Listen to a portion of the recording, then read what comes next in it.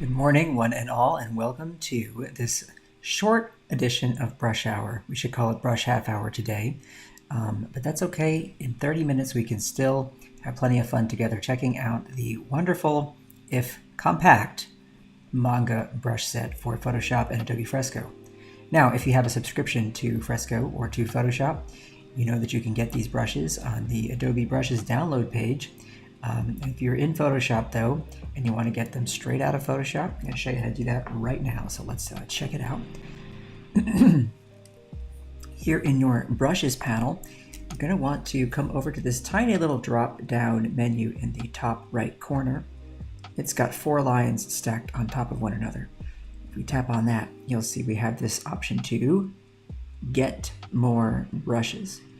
And when you tap on that, it's going to launch a window for you where you're going to see an area to log in. And if you sign in and download right here, that means you're going to have access to over 1,900 custom brushes. All right, so pretty fantastic. One of those brush sets is the Manga brush set. And we're going to take a look at that today. This is part of the little mini series we're doing here on Brush Hour. We would talk about some of the smaller and sometimes lesser known brush sets that are available to all of you. This is one of my favorites. It was one of the last brush sets. In fact, it might have been the last brush set I created before my brushes were became part of the Creative Cloud for millions of users around the world. Still something I'm extremely proud and excited about because this gave access to many, many more people to the brushes that I was creating. That made me very happy. We want to talk about really the focus of this brush set. The focus, more than anything, is drawing. You know, when we talk about manga, we're talking about comics. So this brush set is not a brush set for painting. It's not a brush set for creating more dry media effects and things like that. It's primarily for inking effects, okay? And I'm going to show you what you can do with it. So we're going to start with the Manga Basic brush. And I'll make sure I'm zoomed in 100% here. And we'll just do a couple of lines with this.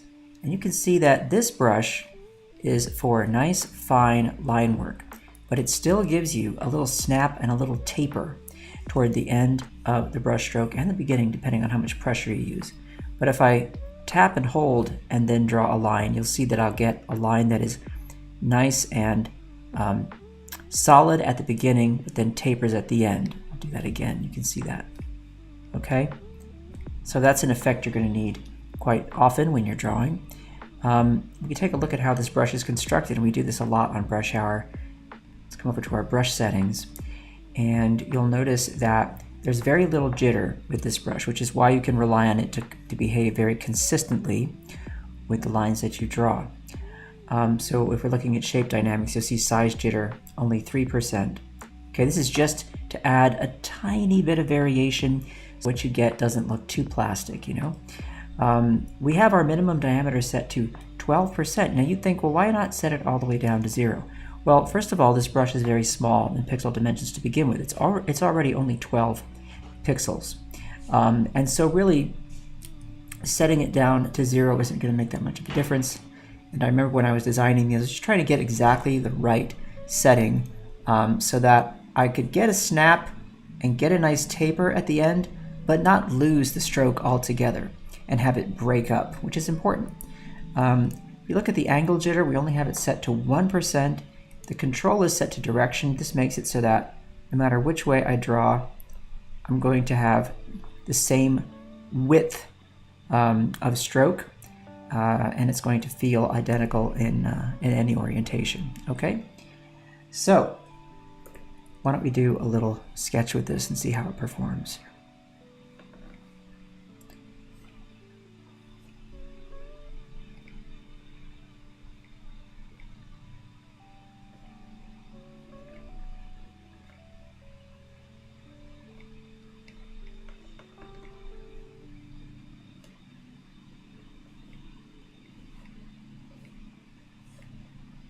Nice and snappy, right?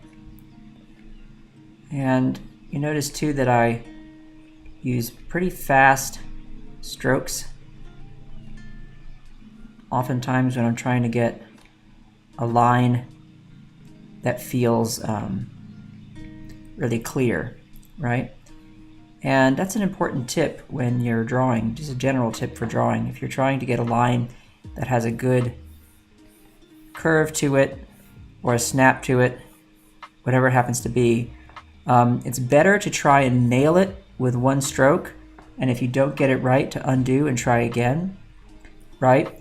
Than to try and do this, right? Because you're going to lose that energy and you're going to get a little wobble and a little jitter inside of the stroke itself. So remember that when you're trying to draw nice, consistent lines, okay, that have a good flow to them, right? Hope that makes sense. And if it doesn't make sense, let me know, because I can look at the chat. Speaking of which, good time for me to pause here just for a moment and say hello to all our fine friends who are joining us from all over the world. And we have here today, let's see, lots of nice people. Cody Bear, hey Cody. Bruce and Sam are here. And Steve and Stony and Andreas. I see Annika and Ivan. And General Kenobi himself, my goodness. Steven, how you doing? I think I said hi to Stony. Kathleen, how are you? And Rick and Biola. All these nice people joining us. Tell us where you're from, folks. Where are you watching from? It's always fun to know where people are tuning in. Z is here. Hey Z, how are you? Nice to see you as well. And Anne. And Bliss is here. And Tate. What's up, everyone? All right. So that is that nice basic brush. And really, with that brush, you can do pretty much anything you need when it comes to nice, clean inking, right? You're going to be in good shape. Now, here's what I always remind people about in Photoshop. When it comes to inking, a lot of the time you're going to want assistance, especially if you're drawing on a tablet that is not a draw-on-screen model of some kind, such as a Wacom Cintiq. If you're drawing with a tablet where you draw on the tablet but you can't see anything unless you're looking at your display, so there's a bit of a disconnect there for some people, you're going to want to be able to adjust the smoothing of the stroke. And what that's going to do is kind of give you a helping hand with creating a nice, clean stroke. So if you come up here to the top of the screen, you'll see we have smoothing. And here I can set that value. So setting it to something like, I think 20% is always a nice setting for you to start noticing a difference in the smoothness of the line that you're drawing. Try that and see how you like it. I think it makes a pretty big difference. Leanne, I'm in North Carolina as well. Nice to see you. We have folks tuning in from all over the place. Very cool. Pennsylvania, Nepal. Amish is from Nepal. How about that? Laura's in Copenhagen? Wow. Laura, I went to Copenhagen several times when I was a little kid, to Tivoli Gardens and elsewhere. We got Portland, Oregon, and Texas, and Atlanta, Norway. Oyvind, my best buddy from 9th grade, lives in Norway, in Oslo. His name is Anders. Shout out to Anders Hausvik, everybody. Alan's watching from France. Bonjour, Alain. Alain, est-ce que c'est comme ça que je prononce votre nom, j'espère? And you're using this brush right at the moment. Very cool. Excellent. Okay, folks. The basic rough brush. Check it out. Now, we're looking at a very similar brush here, but it's got just a little bit of a gritty look to it. It's also slightly larger, so you can get more of a taper from very fine to a little thicker to fine. Now, what I like about this is just that extra bit of grit gives it a little personality. Very nice to draw with. And I like this for if you want to do some kind of accent work. Okay, so for example, if I use the basic brush, and let's imagine that I have a character.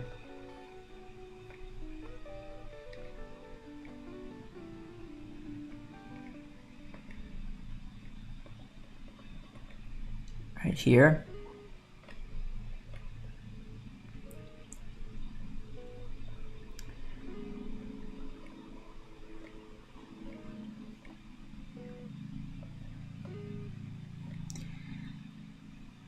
And we're going to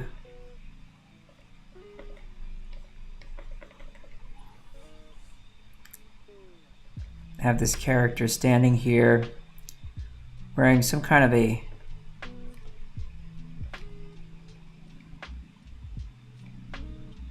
open hooded garment of some kind. I grab that rough brush and I go like this. I knock in a few little shadows. See that? Come under here. Knock a little shadow in there. On the face. And that little bit of grit is just, it's nice because it adds a little bit of a different line quality. Okay? See that little extra bit of grit? So I can use those two in combination like that for some cool effects. Next we have this basic variable brush. And Alan is in English. Alan's in France watching, but Alan is English. Boy, I bet if you live in France, Alan, you probably speak a little bit of Francais, or maybe not. But that's okay. Ali, how are you doing, Ali? Nice to see you. Yeah, so check it out, basic variable. Now, what is this all about? Well, this one is going to just give you a really clean line, okay, thick to thin, nice taper there. When you get thin with this one, you're going to notice that the brush also loses a tiny bit of its opacity. Now, part of this is due to the fact that we have a flow value. See the flow up here of 70%. I want you to remember with all these brushes, this is really key. You can edit them. You're never stuck with one kind of behavior. If there's something you want to try, if you want to modify the brush a little bit to behave a certain way that you think better suits the way you draw, there are certain things you can play with, right? We've already looked at brush settings, and we know that under shape dynamics you can control a lot of things, such as how the direction of the stylus is going to affect the shape. If I turn it to direction, it means that it's going to always move in the same, the orientation of the stamp will follow, rather, the direction, okay? With a round brush like this, you might not notice so much of a difference, but it can have an impact on things. And you can always change that to pen tilt as well. And that'll mean that when you rotate your wrist, okay, around your canvas, you're going to notice that the shape of your stamp is going to rotate accordingly as well. But let's take a look at flow here. I'll bump that on up to 100%, okay?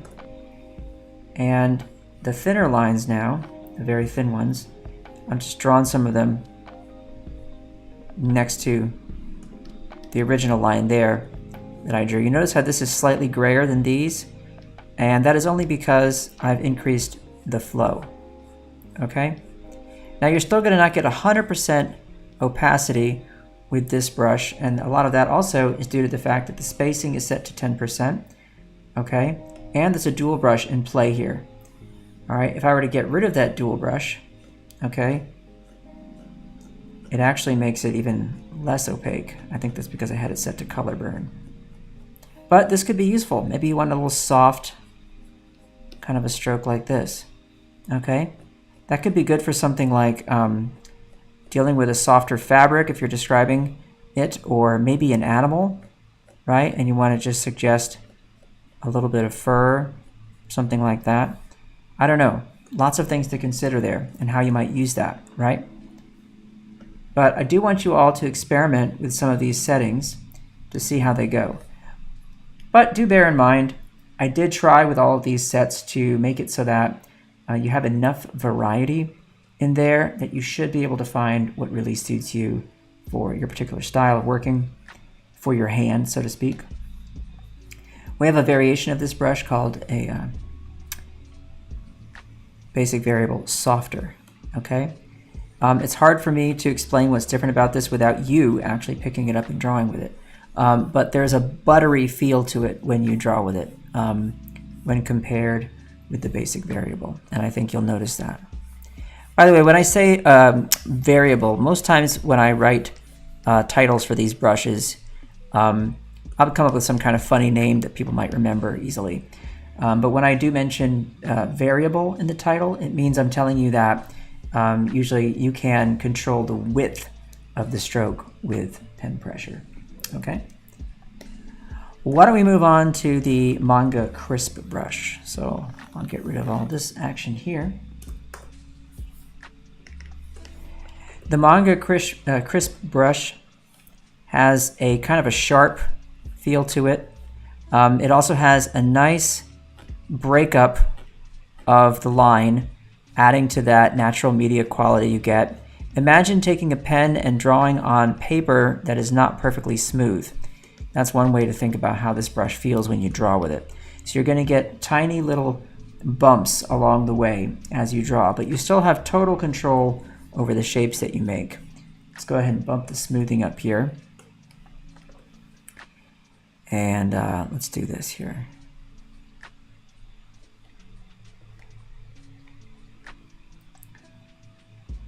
We'll just go ahead and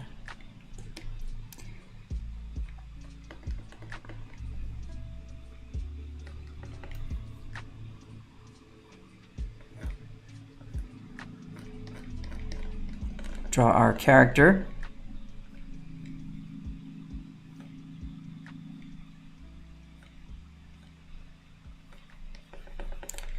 And when I zoom out again, you'll see there's just a tiny bit of a bump here and there, right? And that's just enough to make that have a quality to it that doesn't feel so plastic. You know what I mean? Alrighty, let's do a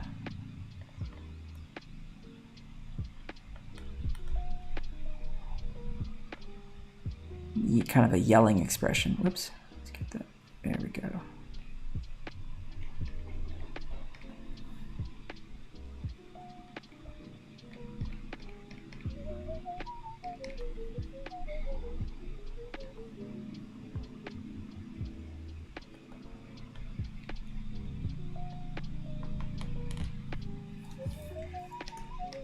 So zooming in again, you'll see it looks pretty smooth, but there's just a little bit of jitter in there. And you know I'm a fan. I like the jitter. The jitter makes me happy.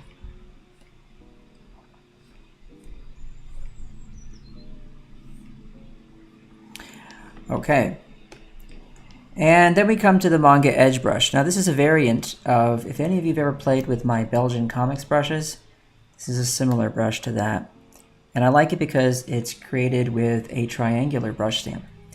Oyvind is asking about where to find the manga brushes. If you watch the replay of this, Oyvind, you'll find them, but just quickly I'll note here, come down to Get More Brushes in this little drop-down menu, and that'll take you to the page where you can download all of these brushes. You just need to sign in with your Adobe ID, and you'll find a little treasure trove there for you.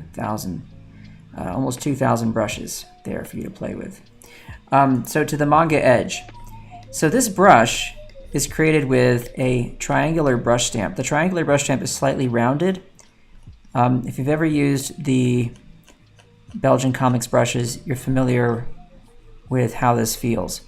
And these are just really good for those punchy close-up shots where you want to have more line weight, okay, because this is a 22 pixel brush, right? But you can also get down and do some nice fine work as well. Now, this will also rotate. If you look at the triangle on my screen, you'll see that it's rotating right now. And the way that's happening is I'm taking my wrist and I am turning it like this so I can draw at different angles. And that's what's happening there. So, there you go. Thin to thick, all the way up to something that size. You want to use this in the same way you could just use it for accents, you know, knock a shadow in here or there, right? Throw some detail into the hair here maybe.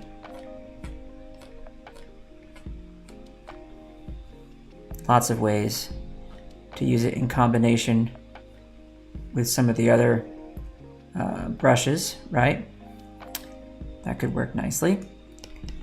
But yeah, this is one of my favorites. I do a lot of drawing with this brush. I just really love the look I get when I stop and draw. Okay? In Photoshop, under brush settings, you'll notice we have this option Build Up selected. Build Up allows you to make contact with the surface of your tablet and automatically create a mark. If you do not have Build Up employed, what happens is nothing will happen when you touch the canvas, but the moment you move, you will start creating a stroke. So I like Build Up for if I just want to make dots, you know, or I want to just pause for a moment and then apply more pressure, less pressure, less pressure, less pressure, more pressure. I can rest in one place with the stylus and just use the pressure to create the mark rather than having to move the stylus. That's an important thing to note. Okay. Bruce asking about the setting for direction. That's under Shape Dynamics, under Angle Jitter. This is where you can control that. Right there is direction. Okay. Alrighty. Now we get to some really fun stuff. This brush set includes pressure-sensitive halftones. Okay, so as I use light pressure, you'll see very faint, more sparse pattern. More pressure, it fills it in heavier. Okay, which means you can do things like come in here and add a little bit of tone like this, nice halftones. You see a lot of halftone work in a lot of manga, right? And I can just simply make my brush smaller if I want to come in with more control over this area here. Another fun thing to do is take them and overlap them. So I'm using this fill box here, and I'm going to overlap this halftone with the first to create a completely different look. Okay, and here's what this one looks, by the way, if you go all the way to full. So you get that nice dotty pattern, fills it in with the lines, you get a cool crossing of those horizontal and verticals like that. But when you go lighter, you get more of a dot grid. Check out the fill blocks here. There are about 8 or 10, I think, halftone patterns here in this set. See that? Very nice. And as we zoom out too, you can see what happens. You get those nice gray values that you can build up. Fill circles, one of my favorites right here. So we'll just use that like for some shadow here on this side of the face.